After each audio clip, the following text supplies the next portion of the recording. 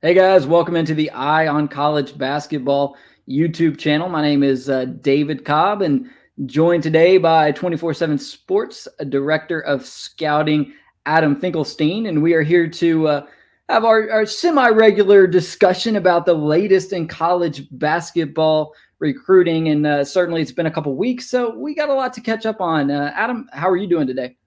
Doing great. Thanks. How about you? Not bad. Just got back from vacation, so hopefully the glow comes through to you guys on the YouTube channel. I got to spend a little bit of time at the beach. That was nice, but it's good to be back. And one of the top things going on right now that is making waves in college basketball is Duke's hiring of Rachel Baker as general manager. Adam, you wrote about this move yesterday. It's generating a ton of buzz. Jon Scheyer is getting a lot of love across the industry for this hire. And before we get into it, let me just read real quick a little bit of Duke's description about what her role is going to be, because I think when you hear the term general manager in sports, there's a certain connotation that you apply to that based off the professional side of things. But in Duke's case, the general manager, Rachel Baker, is going to specialize in helping players enhance their personal and professional skill sets, capitalize on strategic partnerships, including NIL opportunities, and work to support players in navigating the opportunities and challenges that come with being a student athlete at the highest level. So that's the job description for Rachel Baker. She comes to Duke after 8 years with Nike, where she was big time on the grassroots circuit with the EYBL, and a year of experience in the NBA as well. Adam, you wrote about this hire. Why is it so significant that Duke has hired Rachel Baker as general manager? Well, because, behind, I don't want to say behind closed doors, but to the people who really know grassroots basketball, Rachel has been one of the most influential people in that world for the better part of the last decade. And I have said for years that she's one of the most influential people that the average college basketball fan has never heard of. Whether it is her connections in previous role at Nike, her connections to various players or grassroots organizations, and more than that, just her individual skill set. Before I came to 24/7 and CBS, I actually had her on my podcast about 16 months ago now. And she was really a trailblazer. I mean, she started as a 22-year-old young woman in what was an unprecedented role in boys grassroots basketball. And she thrived in all aspects of the job. And so, I think that this is important for two reasons. Everybody's talking about the general manager position and all that. And that is important. It is a sign of things to come. I would argue that we already have some of that in the industry, and maybe the general manager position in and of itself isn't quite as unprecedented as some might suggest, at least relative to the job description. But I would argue that Rachel's impact on the Duke program will far eclipse any job description that they have publicized. Yeah, so when I hear the term GM, I think of, in the professional sense, a guy in a suit, probably an ex-player or some total analytics dork, generally over the age of 50, who has a corner office at the team facility and is crunching numbers and trying to hammer out contract negotiations with agents, with players, on the phone with other GMs across the league, and, probably consulting a coach about, hey, how would you feel about a certain player in your rotation? We're kind of looking at him before the deadline, whatever. That's not what this is. So what exactly is this role? You seem to think she can take it, run with it, make it whatever she wants. But when I hear that job description that I read earlier, the term NIL coordinator seems more apt. Yeah, I'm sure all that will be part of it. Everything within that job description, I'm sure NIL will be part of it. But you don't hire a person like Rachel and then who is so multi-talented and then have her stay in one lane. That would be a really poor use of her talent. And I think someone like John Shire, given the relationship Duke has had with Nike over the years, is fully aware of what he's getting in Rachel Baker and isn't going to limit her. Similarly, I don't think Rachel would have been interested in the opportunity if she was going to be limited to just NIL manager. I mean, I think that's the thing that most people don't recognize, is just because people haven't, the average fan haven't heard this name before, doesn't mean that she is not hugely influential, and will continue to be. So again, I just don't think you bring a person like that into your program and then say, okay, this is your lane right here, don't deviate from that. I think when you bring a star in, you let them be a star.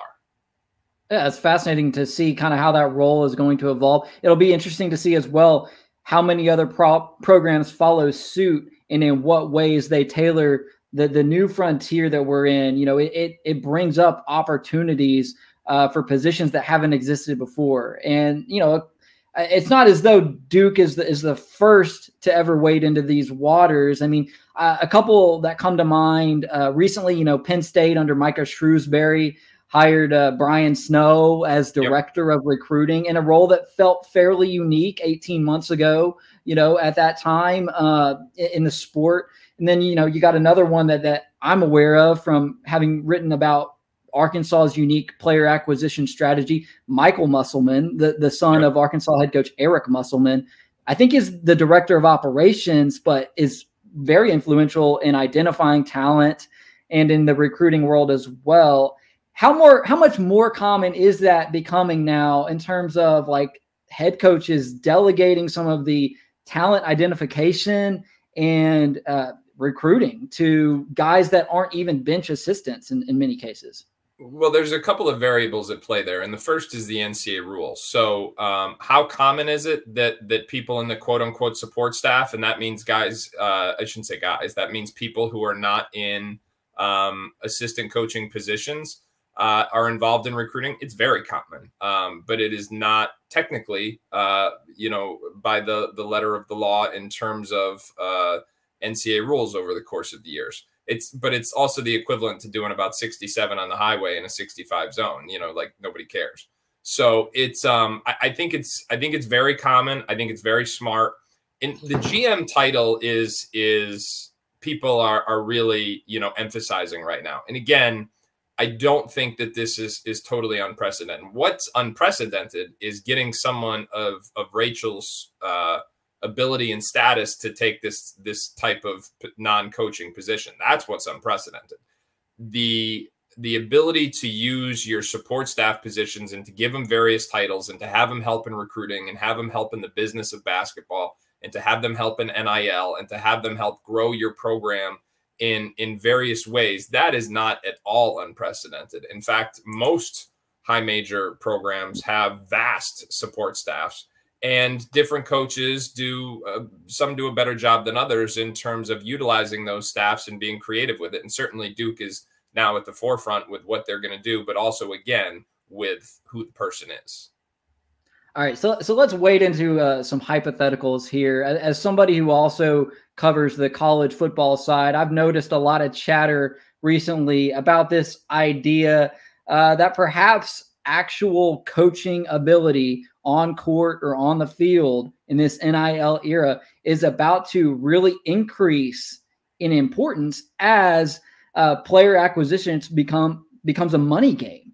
All right. So like if you're a star prospect now, you're almost certainly going to pick your collegiate institution in many cases based on the amount of money you can make, which perhaps lessens the significance of the head coach's ability to connect and be cool with the prospect. You know, maybe if you're a prospect now, you might have been 10 years ago, you might have been influenced by like the shoe game of the coach who was recruiting you. And like, can you jive with a guy and like off the court and all this stuff? Well, like, are we moving towards an era now where the money is going to be the primary influence on where a player goes? And you know what, like, could Bob McKillop now be a stud high major head coach because he doesn't have to be the cool guy texting the recruits all the time, but the dude can coach on the court like a madman. I mean, are we moving in that direction, or am I kind of like, do you get where what I'm saying? Cool? I'm just saying, like, you know, probably not the guy who's like DMing TikTok videos. You to gotta like hang out with Coach McKillop more, man. I mean, no, it's no, I think in all fairness, I don't think that we know what this landscape looks like yet. Right now, a lot of these NIL deals are school specific. That is, according to what we're seeing, not the intent of NIL. So the degree to which the NCAA begins to, and I say begins to because I don't think they have at all yet, the degree to which the NCAA begins to police this is going to have a significant impact on what you're saying, which is like, does this just become the highest bidder? And if it does, that's something that I think your point is a good one, in that maybe it just becomes, you know, who has the most resources to offer. But right now there's a very significant business development aspect to this. And that's because a lot of this NIL money is school specific. You know, the rules say that you can't, connect or recruit with those NIL opportunities. But the reality is, anybody who wants to be competitive in college basketball right now needs to be on progressive when it comes to NIL and soliciting NIL opportunities for your school, because without that, you can't compete at a high level in recruiting now. So yeah, the way in which the rule is being explained is not indicative of the way in which it is playing out in practicality. In practical terms, and we saw this at Miami very visibly, you know, there are NIL dollars are connected to specific schools. And the business development that goes into creating those opportunities is a large part of the way in which recruiting works at the highest levels right at the moment. That right now is a significant piece of the puzzle. But if the NCAA gets involved and it changes, then you know, I think the landscape itself will going to change. So to your point, is the player development part the primary consideration? Not yet. Right now, the consideration is the NIL dollars, and that has a lot to do with business development. Yeah, I mean, I just think if you're a college basketball head coach who is disgruntled in this era, in which, you know, the portal has extended your calendar, in which you're having to fight for your roster at all times, almost 365 days a year, it seems, you know, and you're making what, say $3 million in some cases.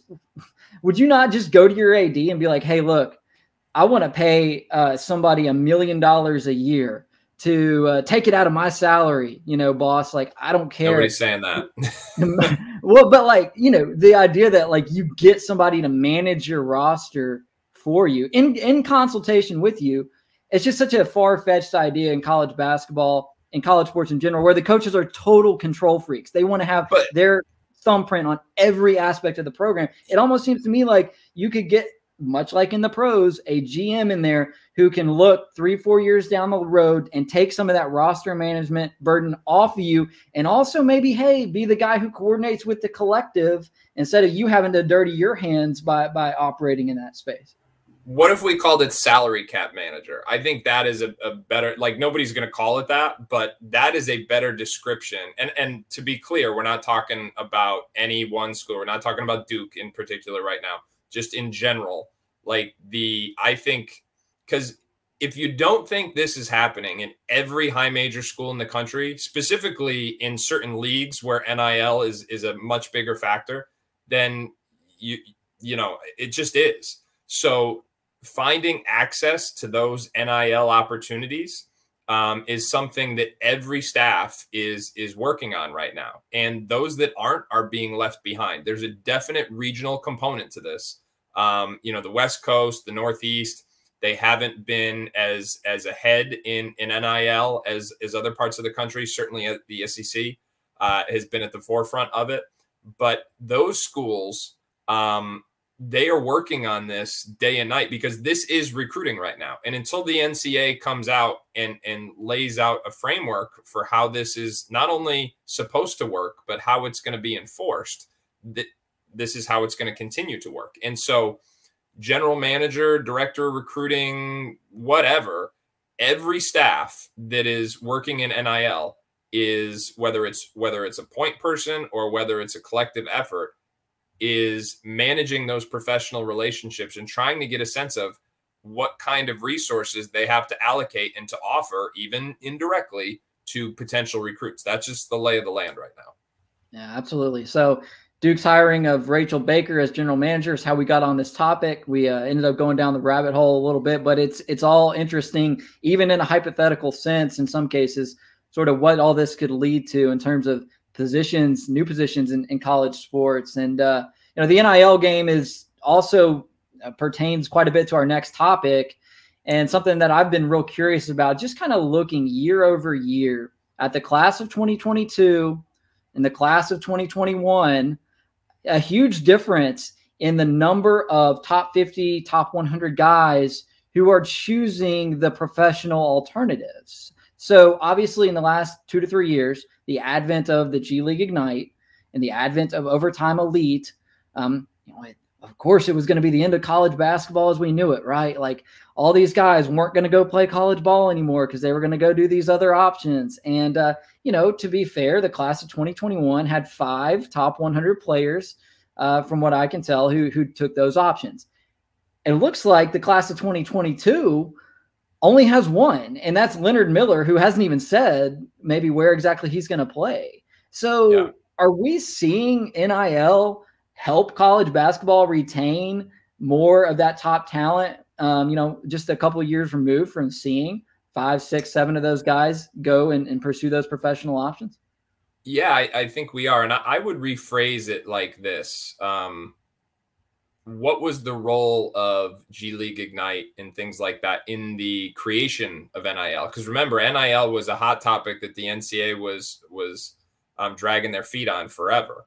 And so from the NBA's perspective, because the NBA's been relatively clear, I mean, they don't necessarily want high school players in the NBA, but they want an opportunity for those players to monetize their abilities as early as they can. Because here's what happens when an 18-year-old kid comes out of high school and he's not necessarily ready to impact an NBA team, but he's got the talent and the upside where he's worth investing in for an NBA team. This is the part that people don't talk about. You know what happens when they take him and they give him a roster spot? It knocks out a veteran, and it takes a veteran out of the league because there's a finite number of spots that each NBA team has. So I think for the NBA, whether it was by design or not, this has evolved into a pretty good setup for them. Because so to answer your question, yeah, the G League Ignite clearly doesn't have is not getting as many high-level kids as we saw last year, the year before. And I would argue that this started last summer. Jalen Duren and Amani Bates, 2 guys that were had professional aspirations, had professional opportunities right at the beginning of NIL, opted to go to college. And I'm pretty convinced that NIL was a significant reason for that. And we're at a point in this process, and we came to a point last summer where the G League was no longer the highest bidder, where NIL became the highest bidder.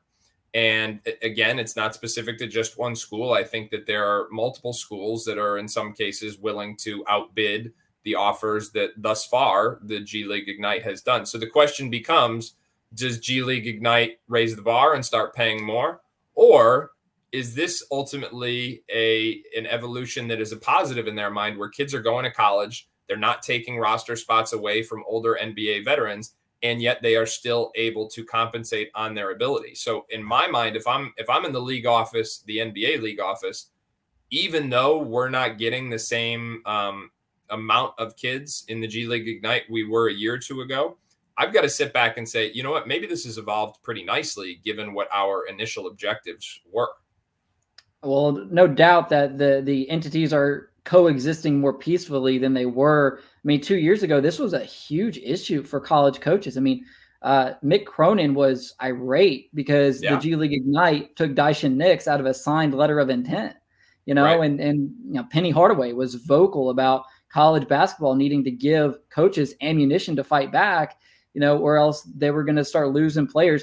And part of it was because G League Ignite kind of got started real quick, and they had to go and get guys late in, I think it was the 21 cycle.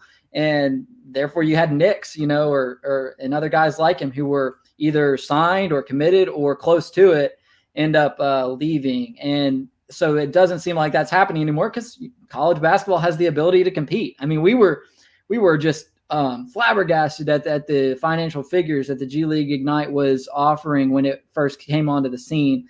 And the fact that college basketball and the NIL opportunities can now compete with that, it just shows you how far things have come in a relatively short time. But I want to be clear, the G League Ignite does still fulfill its purpose. I mean, you look at this year's NBA Big Board. This is from Kyle Boone's latest update ahead of the NBA draft in a couple weeks. Dyson Daniels, number 10 on his big board, G League Ignite. Jaden Hardy, number 24, G League Ignite. Gene Montero, number 35. So you got 3 potential first-round picks there who went through the program. I guess Montero was overtime elite. And then Marjon Beauchamp, who, you know, could – yeah, Beauchamp and Michael Foster are the other guys hoping to get drafted this year. But, yeah, you know, I think the thing is there, like reality versus public perception. Michael Foster, who's probably not going to be a first-round pick, he's made tremendous strides in his year at G League Ignite. His body looks phenomenal. His motor is like night and day from the time he was in high school. But because he's not going to be a first-round pick, you have to wonder if the public narrative is going to be like, oh, G League Ignite didn't work out for him. I would argue it's worked out phenomenally well for him. And it's really, you know, he's vastly improved from where he was in high school because of those reasons I just gave. But again, the public narrative, given what Deshaun Nix and stuff like that, do you start to say like, oh, geez, maybe you've got to be careful about, you know, G League Ignite? Because make no mistake about it, colleges are now recruiting against G League Ignite just like they are each other. So it's a dollars and cents issue, but they're also going to make that point as well. Like, hey, Deshaun Nix thought he was on the fast track to the NBA, and now he's still in the G League, where he could have been making similar money here, competing for a national championship, playing in front of 20,000 people a night, instead of, you know, 1,200 people in a G League game. Yeah, and the safety net element of college basketball is got to be a factor as well. I mean, none of these guys who are top 100 ever envision themselves spending more than 2 years, maybe at the most, in any sort of college or developmental program before they're going to play in the NBA. But reality is a lot of them will. And G League Ignite probably ain't going to keep you around for 4 years. College basketball will. You can make money now doing it, and you can work towards a degree if that's something that interests you. You know, I think Caleb Love is a great example of college basketball being a success story because he was courted by the G League Ignite. If he'd gone that route, there's no way he would have been drafted after his first year in that program, assuming that he had developed on a similar trajectory to the way he did as a freshman at UNC. But he comes back as a sophomore at UNC, and he's one of the stars of the NCAA tournament. And now he's, you know, going to come back again and be one of the stars of the entire sport. So college basketball is still a very attractive option, even in an era when guys have many, many options. So that kind of brings us to our – go ahead. What'd you say? No, I was just going to say Caleb's a combination of the 2 variables we were talking about, the player development aspect, not ready to be one and done, but also the value of NIL in keeping kids in college. So those variables are all wrapped up together in one. Yeah, absolutely. So class of 2023, last time we were on here, we were wrapping up the class of 2022, kind of going through to see who finished up there at the top. Obviously, Duke finished number 1 in the team rankings. They are in the early pole position for the class of 2023, have already done some really nice work there. But I'm curious to get your take on the race for number 1 in the class of 2023. There are 4 guys right now who have a 99 ranking from 24/7 Sports. Gigi Jackson, who 24/7 has at number 1, he is committed to North Carolina. Then you got DJ Wagner, who is number 1 in the 24/7 composite, number 2 according to 24/7 Sports. Maybe a Louisville lean. Kentucky has always thought to have been in the mix there.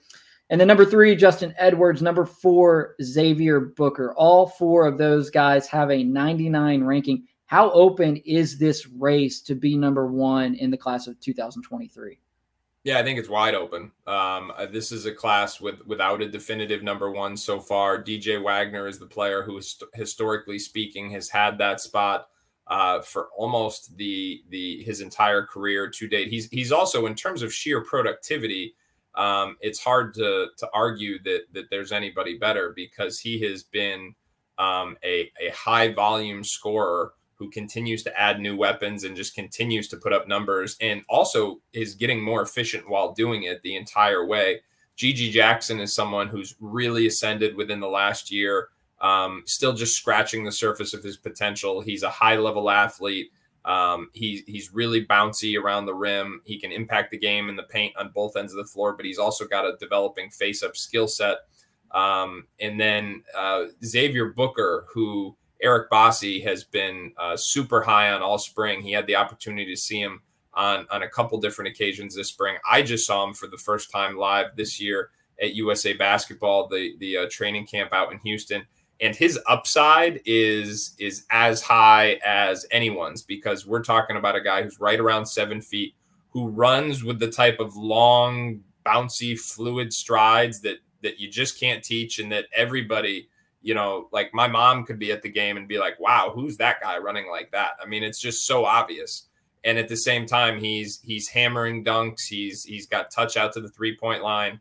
He's in the very early stages of his development. He's got to learn how to kind of keep the motor running at full throttle the whole time, impact the game from start to finish. But in terms of sheer upside, if you were ranking based on that, he might be number one.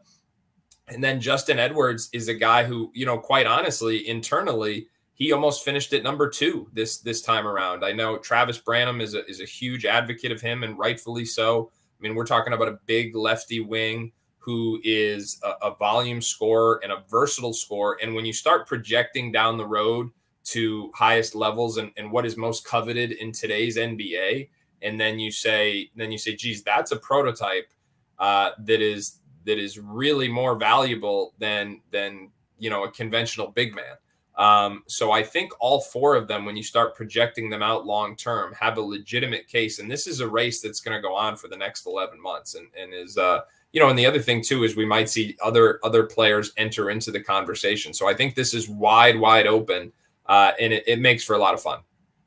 Yeah, this is why this insight is so valuable. The interesting thing about Xavier Booker, number 78 in the composite, number 4 according to 247. You guys are in on him on the ground floor, whereas maybe others in the industry haven't seen him as much. They're, you know, maybe not going to come around until some of the summer circuit really starts to heat up. Well, and so again, let's just full disclosure. I obviously came over from ESPN. You know, I was there 2 months ago. I participated in the last ESPN ranking, and at that point in time, you know, it was right after the high school season. Xavier Booker hadn't really done much yet. Kind of you know, his emergence has started this spring. So I think part of the reason for the variance within the composite is the fact that people have updated their rankings at different times. And certainly I think that 24/7 and Eric in particular has been at the forefront of recognizing his talent and identifying it. But I think that once everybody updates their rankings, you know, whether it's probably right after the July recruiting period, you're going to see he's at minimum a consensus top 10 player in the country. All right, good stuff, Adam. That's Adam Finklestein, the head coach at Finklestein State University and the director of scouting for 24/7. We've run a little long today, plenty to get into, even during the doldrums of June when it comes to this new world we're chartering in college basketball. So thanks for tuning in. Keep it locked to 247sports.com and cbssports.com. Adam is a content factory. I'm still updating the transfer portal rankings. Still a couple of guys in the top 25 uncommitted. So, yeah. Where is Amani Bates going next time? Yeah, we didn't even get to that, which, you know, maybe at some point eventually he'll commit. And I'm sure we'll talk about it when he does, because you are much higher on him than me. In fact, my editor actually, we'll get into it more, but like my editor asked me yesterday when I filed my most recent transfer rankings after Isaiah Mosley committed to Missouri. He's like, hey man, like, where's Amani Bates in this ranking? And I'm like, sorry, he's not in my top 25. So next week maybe some college basketball YouTube channel. Maybe some debating to come there if I had to guess. But appreciate you guys tuning in, and we will catch you next time.